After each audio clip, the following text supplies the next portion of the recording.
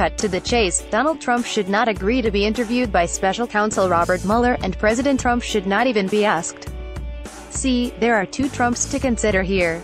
There is the very eccentric and volatile man who is the subject of Mueller's amorphous investigation. And there is the President of the United States, who has responsibilities to that vital public office. Here, the interests of both happen to align. We'll first examine Trump the man. No long history lesson is required here, let's just take the last couple of weeks. Trump told a room full of lawmakers that he'd sign whatever immigration legislation they brought him, everything was negotiable.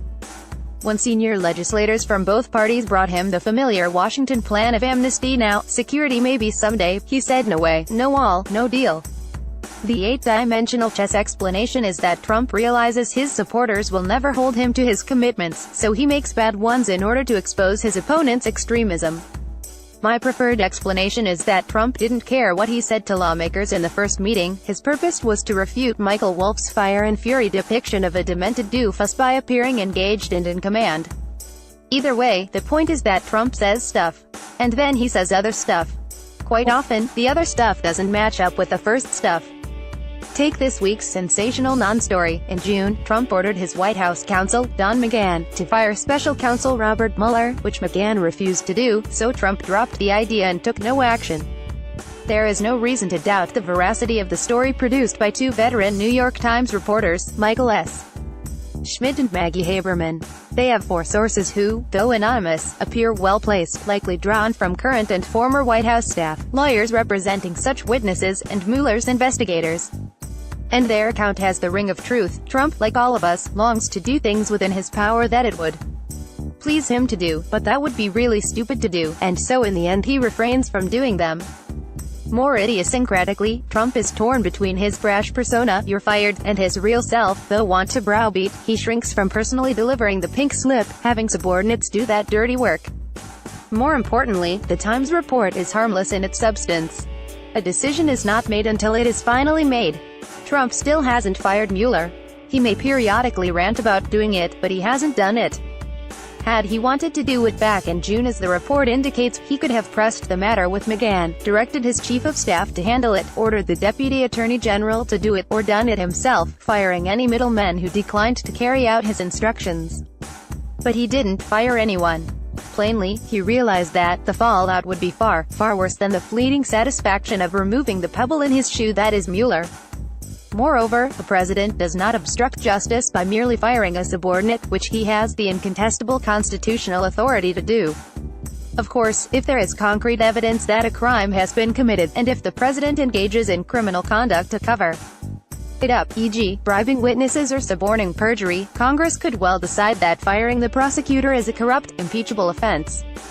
But if there has been no crime, and if a president believes the deleterious effects of an investigation on his capacity to govern outweigh the political damage from terminating the prosecutor, that is a reasonable choice to make, under circumstances in which, as a matter of constitutional law, the president does not need a reason at all. Since firing the prosecutor would not be obstruction of justice, it is obvious that thinking about but deciding not to fire the prosecutor is nothing close to obstruction of justice. What's more, while it would not have been wise to fire Mueller, it would have been bonkers not to consider doing so. The history of quasi-independent counsels is an unhappy one. The investigations often go on for years, they careen far from their original premises, and they make it very difficult to maintain and recruit good staff. The anxiety of enduring prosecutors pushes many good prospects away, and while the jobs are prestigious, they aren't well paying enough to cover the legal fees. A president under a cloud of suspicion is compromised in his relations with foreign leaders, his interactions with Congress, and his overall capacity to lead. The presidency is important, which is why a special counsel should never be appointed to probe the president absent concrete evidence of serious criminal wrongdoing. We go through all of these details because they show that, when he was inevitably asked about the Times' report, Trump could have given a perfect, easy, truthful response: "I had ample reason to consider firing Mueller. There would have been no legal impediment to my removal of a prosecutor under the circumstances, and the whole matter is nonsense because I didn't do it anyway." Instead, what was his response? Fake news. Now, maybe on some level, Trump meant that this is a non-story inflated into big news. But he framed it as a denial. Understood that way, the response is surely untrue. It is also self-defeating. It invites the Times to publish a dozen more stories to establish that its original one was accurate. A non-issue becomes an occasion to further batter Trump's veracity. Now, as politics, this may work for Trump. It may give him the media villain to rally his supporters around. But it would not work in court. If you're Trump's lawyer watching this, you're saying to yourself, no way I let this guy testify. When he feels threatened, his impulse is to deny now and clean it up later, e.g., I didn't tell Comey to drop the Flynn investigation, but even if I had done so it would have been appropriate.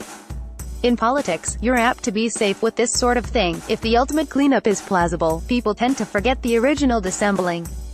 But in a courtroom, or an interview with prosecutors and FBI agents, a false denial or even a bumbling misstatement can get you indicted.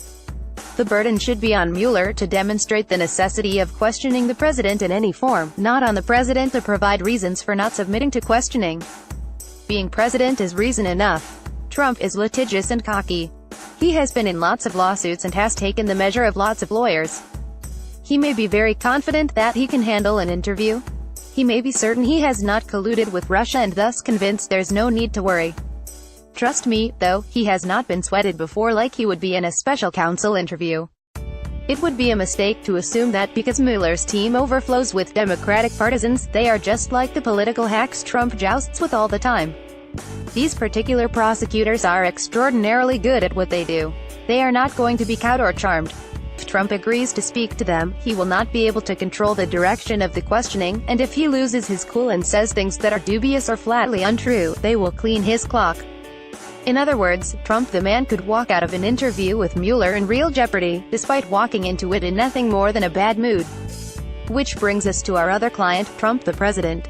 A president of the United States should never be the subject of a criminal investigation, and should never be asked to provide testimony or evidence in a criminal investigation, in the absence of two things: solid evidence that a serious crime has been committed and a lack of any alternative means to acquire proof that is essential to the prosecution.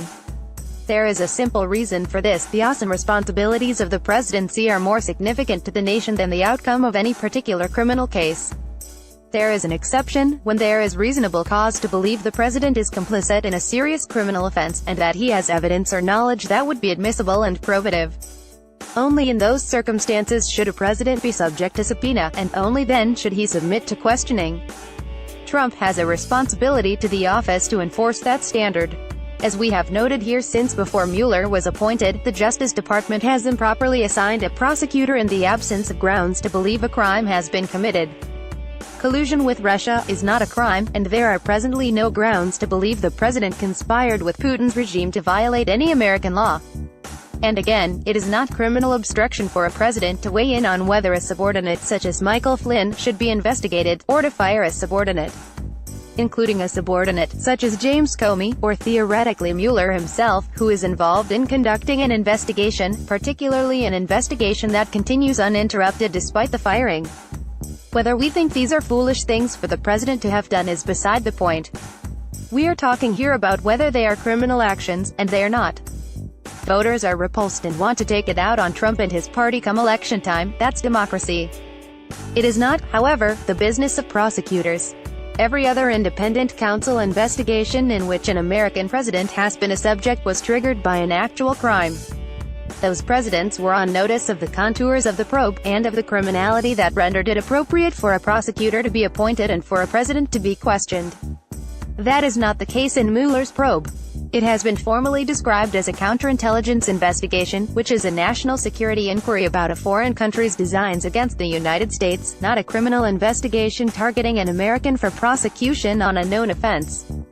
No competent lawyer would allow the lowliest criminal suspect in the country to testify before a grand jury without a description from the prosecutor of precisely what crime is being investigated, and an explanation of the suspect's status, target likely to be indicted, subject potentially indictable, or mere witness not in jeopardy of being charged. It would be absurd for a prosecutor to seek testimony from the President of the United States without a compelling demonstration of a probable cause that a crime has been committed, and b. need for information that only the president is in a position to provide. By the way, that includes testimony in the form of answers to written questions. To be sure, written interrogatories would give Trump and his counsel more notice of the prosecutor's case than they now have. That would alleviate some, but by no means all, of the concern about making assertions that could be grist for a false statements charge. But it does not solve the more fundamental problem. The burden should be on Mueller to demonstrate the necessity of questioning the president in any form, not on the president to provide reasons for not submitting to questioning. Being president is reason enough. Trump the man should avoid Mueller's highly skilled, highly aggressive prosecutors. Trump the president should not be asked to meet with them in the first place. Andrew C. McCarthy is a senior fellow at the National Review Institute and a contributing editor of National Review.